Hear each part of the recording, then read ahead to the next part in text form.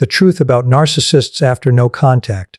And I want to begin with something that almost nobody in this conversation is saying clearly enough. Something that most content about narcissists and no contact either avoids entirely or addresses in a way that is more satisfying than honest. The truth about what happens to a narcissist after no contact is not a simple story. It is not the story that the most popular version of this conversation tells. The one where no contact devastates the narcissist. Where the silence produces a reckoning that finally makes visible everything the relationship cost. Where somewhere in the absence of your presence the narcissist sits with the full weight of what they did and who they are and what they have lost and experiences something that looks, from the outside, like justice. That version of the story is not entirely wrong.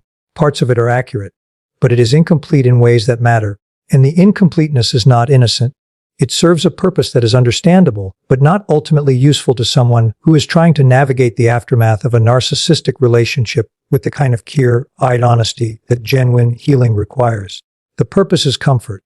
The story of the narcissist suffering in the silence you created is comforting.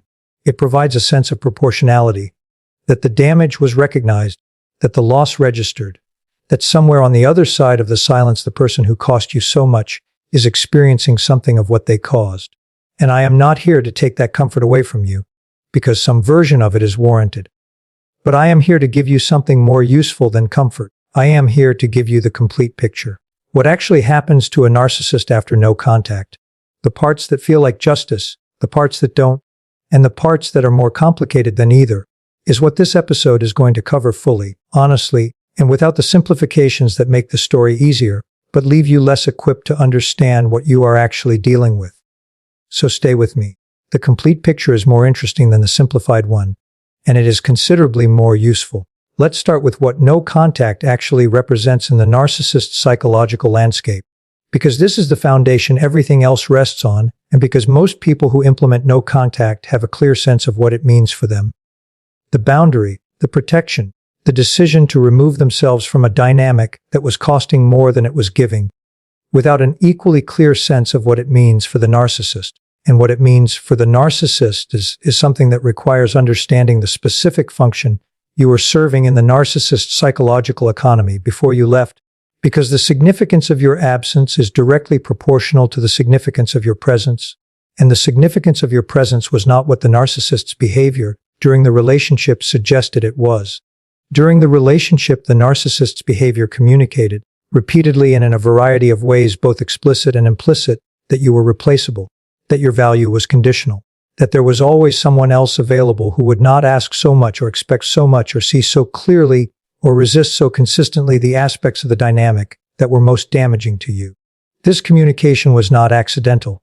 It was functional, designed to maintain the power differential in the relationship by keeping you uncertain about your own value within it, which kept you working harder to secure a belonging that the narcissist could withdraw at any moment. But the communication was also, in one very specific and very important dimension, false. You were not as replaceable as the behavior suggested. And the no-contact period is where that falseness becomes visible to you, and in ways that are considerably less comfortable than the replacement communication suggested, to the narcissist as well. Here is what you were actually providing that is not immediately replaceable. Not the obvious supply. The admiration, the attention, the emotional investment that the love bombing was designed to generate and that the relationship was organized around extracting. That supply is relatively fungible. The narcissist's ability to generate that kind of supply from new sources is typically intact after no contact and is often accelerated by it because the supply-seeking drive that you were providing some portion of now has to be met entirely from external sources, which produces the increased social visibility and the conspicuous new relationship that you have probably already observed if you have been watching from any distance. That movement toward new supply, toward visible forward momentum, toward the performance of moving on, is real and it is relatively efficient, and it is not the part of your absence that is producing what this episode is actually about. What is producing what this episode is actually about is the specific, non-fungible thing you provided that the new supply cannot replicate. And that thing is different for different people, depending on the specific nature of the relationship and the specific qualities you brought to it. But there are several categories of it that appear with enough consistency across enough narcissistic relationships that they are worth naming specifically, because naming them is what allows you to understand why the narcissist's experience of no contact is more complex than either the suffering narrative or the complete indifference narrative accounts for. The first non-fungible thing is your specific knowledge of them, not knowledge in the general sense that any intimate partner accumulates over the course of a significant relationship. The practical knowledge of preferences and habits and history that any sufficiently attentive person develops. The specific knowledge that comes from the particular quality of perception you brought to the relationship. If you are an empath, if you are someone who reads people at depth, if you are someone whose sensitivity was one of the things the narcissist was drawn to, and one of the things they eventually found most threatening, then the knowledge you developed about this specific narcissist is not knowledge they are comfortable with someone else possessing. It is knowledge of the gap between the presented self and the actual self, knowledge of the specific mechanisms, the specific deflections, the specific vulnerabilities underneath the construction, the specific moments when the actual self was briefly visible before the construction reasserted itself. You know things about this person that they have not shown anyone else, in many cases things they have barely shown themselves. And the no contact means you are out there, somewhere, in possession of that knowledge, and they have no access to how you are using it, what you are saying with it, what understanding you are arriving at with it, in the absence of the relationship's active management of your perception. This is a specific and significant source of unease in the narcissist during no contact that does not get adequately named in most conversations about this dynamic. It is not guilt about what was done to you. It is the discomfort of someone who knows they were seen more clearly than is comfortable, and who has lost the ability to monitor and manage what the seeing is producing in the person who did the seeing. The second non-fungible thing is the regulatory function your specific responsiveness was providing. This is more subtle than the first and more difficult to articulate clearly, but it is arguably more consequential for understanding the narcissist's experience of no contact. Every significant relationship provides the people inside it with a degree of emotional regulation, a calibration of the internal state through the ongoing responsiveness of another person whose reactions and engagement confirm the reality of your own experience. This is not unique to narcissistic relationships. It is a feature of all close human bonds. But in the narcissistic relationship, it takes a specific form that is more intensive and more dependency producing than in healthy relationships, because the narcissist's internal state is considerably more unstable than the constructed external presentation suggests, and the supply that the relationship provides is not simply pleasant. It is regulatory in a way that is closer to necessary than to preferred. Your specific responsiveness, the way you reacted to the narcissist, the way your emotional engagement confirmed the particular version of themselves they were presenting to you, the way your presence calibrated their sense of their own reality, was providing regulation that has a specific flavor, a specific quality, a specific frequency that is yours and is therefore not perfectly replicable by someone else's responsiveness to the same presented self. The new supply provides regulation, but it provides it at a slightly different frequency. And the difference, imperceptible to the narcissist in conscious terms, is perceptible in the background of their experience as a low-grade wrongness that the new supply's enthusiasm and availability cannot entirely correct. You are gone, and the specific quality of regulation your responsiveness provided is gone with you. And in the no-contact period, in the quietest moments when the new supply is not actively engaged and the narcissist's internal state is operating without the regulatory input it was organized around receiving, something is missing that has no immediate replacement. And the missing of it is not grief in the way most people experience grief. It is more like a frequency dropout, a background static where a signal used to be, imperceptible when everything else is loud enough, impossible to ignore in the silence. The third non-fungible thing is the one that is most rarely discussed and most significant for understanding what the narcissist's experience of no contact actually produces at the deepest level of their psychology. It is the loss of the witness. Every human being needs to be witnessed, to have their experience acknowledged as real by someone whose acknowledgement carries weight. For the narcissist, the need for witnessing is more acute than for most people because the construction of the false self was built in response to a foundational experience of the actual self being insufficient or unsafe to present, which means the actual self has been inadequately witnessed for essentially the entire duration of the narcissist's adult life.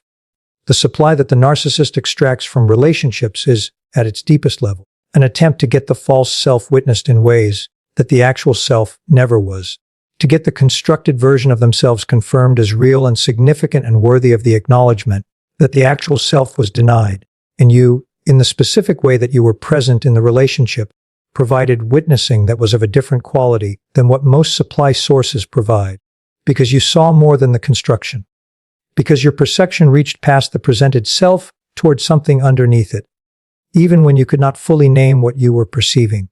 And the witnessing that comes from someone who sees more than the surface is categorically different from the witnessing that comes from someone who is only responding to the surface. It carries a weight that surface-level witnessing does not carry, and it is gone. And what the narcissist experiences in the no-contact period, in the specific gap left by its absence, is something they do not have adequate language for and cannot consciously identify as what it actually is. The most significant loss available to a psychology that has been inadequately witnessed for its entire existence, losing the one witness who saw past the construction. And what that loss does to the narcissist's behavior in the weeks and months of no contact, and why the patterns it produces are so specifically recognizable once you know what you are looking for, and what the narcissist eventually does when the loss becomes undeniable. That is exactly where we are going next. What the loss does to the narcissist's behavior in the weeks and months of no contact is not a single, consistent, easily trackable sequence. And I want to resist the temptation to present it as one, because the temptation is strong and the resistance is important. Most content about narcissists and no contact presents the aftermath as a predictable progression. Denial, then panic, then hoovering, then moving on, each stage arriving on a roughly predictable schedule and producing roughly predictable behaviors that the person who implemented no contact can monitor from a safe distance to confirm that the silence is having the intended effect. This is not entirely wrong as a general orientation. Those phases do exist and do appear with enough consistency to be worth naming. But the version of them that actually unfolds is considerably messier and more variable and more dependent on the specific narcissist, the specific relationship, and the specific nature of what was lost than the tidy sequence suggests. So what I want to give you is not a timeline but a map of the territory, the specific psychological experiences that the no-contact period produces in the narcissist, in whatever order and at whatever pace they arrive for this specific person in this specific aftermath, and what those experiences produce in terms of behavior that the person who implemented no contact may encounter directly or hear about indirectly, or simply need to understand, is happening even in the absence of invisible evidence that it is. The first territory is the one that arrives earliest, and that is most consistently misread by the people observing it from outside. The narcissist appears fine. More than fine, in many cases they appear to be thriving, with a visibility and a social momentum, and a conspicuous engagement with new people and new experiences that reads, to anyone watching, as a confirmation of everything the relationship's narrative suggested about your replaceability. The new relationship appears. The social media activity increases. The public-facing version of the narcissist's life looks, if anything, more vibrant than it looked during the relationship. And this is where the suffering narrative collides with reality in a way that is genuinely painful for the people who implemented no contact, and were hoping for evidence that the silence was registering as more than inconvenience. It does not look like suffering. It looks like freedom, and the question that most people are sitting with in this phase. Did any of it matter? Did I matter? Was any of what I thought I saw in this person real? Is a question that the narcissist's visible behavior in this phase is specifically designed, consciously or not, to answer in the most painful possible way. No, you did not matter.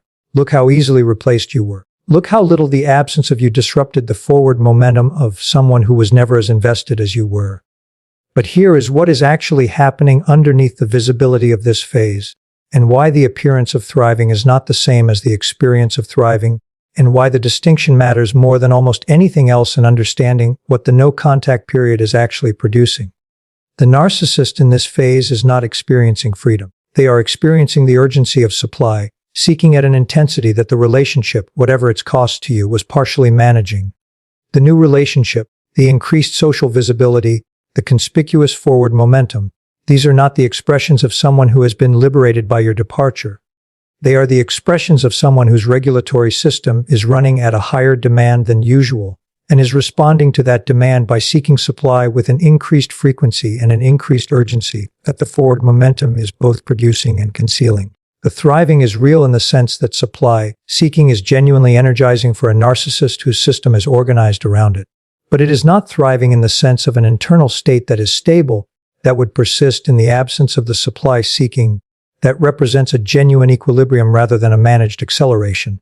Underneath the acceleration in the moments between supply sources, in the private experience of someone who has lost the specific regulatory input that your presence was providing, is the frequency dropout we discussed, the background static where the signal used to be, most audible in the quiet that the acceleration is specifically designed to prevent.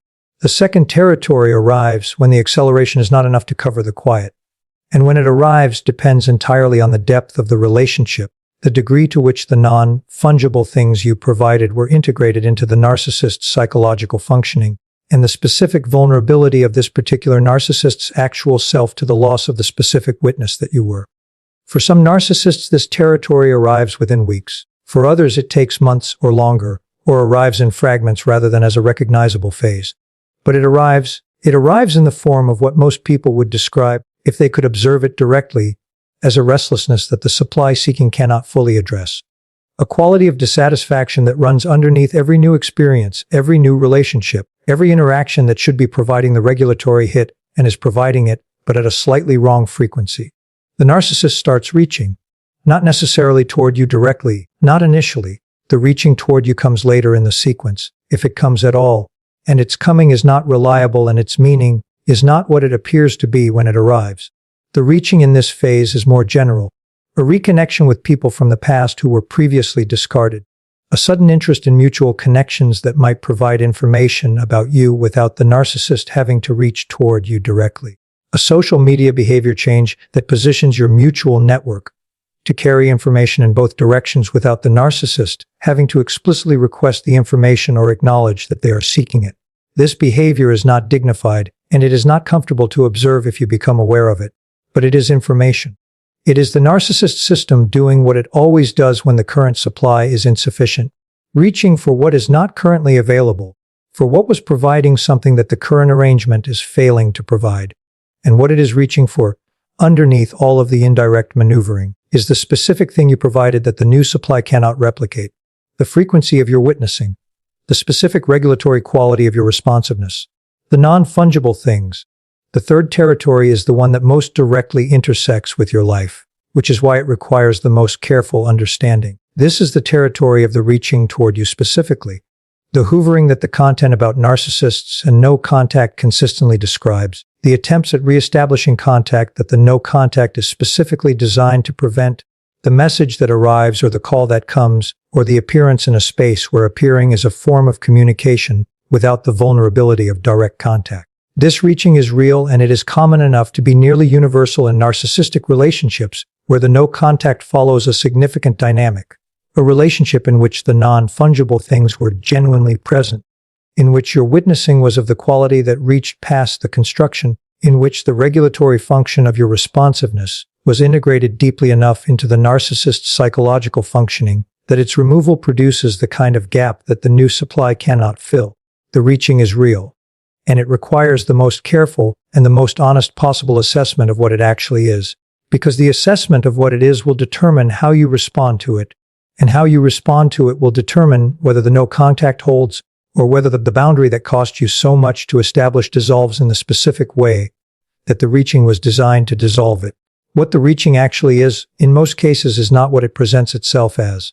It presents itself as recognition, as the narcissist having arrived through the experience of your absence, at an understanding of what the relationship actually was, and what your presence actually meant, and what they are responsible for having done to something that was worth more than the way they treated it. This presentation is convincing in the specific way that the narcissist's presentations have always been convincing, because it contains enough genuine material to feel real. The missing is genuine. The gap is genuine. The reaching is motivated by something that is, at its most basic level, a real experience of loss. All of that is true. And the reaching is still not recognition in the sense that genuine change would require it to be, because recognition as change requires the narcissist to have done something that the reaching itself is evidence they have not done. The sustained, honest, uncomfortable work of understanding not just that the loss is significant but why it occurred, what in their psychology produced the behaviors that made the relationship what it was, and what would need to be genuinely different about those behaviors for a relationship with you to produce different outcomes. The reaching is the narcissist system seeking restoration of what was lost without the reckoning that produced the loss. It is the desire for the outcome without the process that would make a different outcome possible, and the distinction between those two things. between reaching for restoration and having done the work that genuine change requires, is the most important distinction available to you in the entire no-contact period. Because responding to the reaching without that distinction intact is not giving the relationship a second chance. It is giving the same dynamic a second run with a slightly different emotional context and the same fundamental architecture. And the same fundamental architecture will produce the same fundamental outcomes. The timeline may differ. The specific expressions may differ. The outcome will not. So what do you do with all of this? What does the complete picture of what happens to a narcissist after no contact actually mean for how you hold the silence you have created and what you do with it? It means the silence is working even when it does not look like it is working. The acceleration is the silence working. The indirect reaching through mutual connections is the silence working. The eventual direct reaching is the silence working. All of it is evidence that the non-fungible things you provided are not being successfully replaced, and that the narcissist system is responding to their absence in the only ways available to it. None of it means you should end the silence. None of it is evidence of the change that would be required for ending the silence to produce something different than what the relationship produced before. It is evidence of the loss being real. And the loss being real is not the same as the narcissist being ready for you. It may never produce readiness in the sense that genuine change would require. And your silence does not need to wait for that readiness to be justified. Your silence is not a strategy designed to produce a specific outcome in the narcissist. At its deepest and most honest level, your silence is not about the narcissist at all.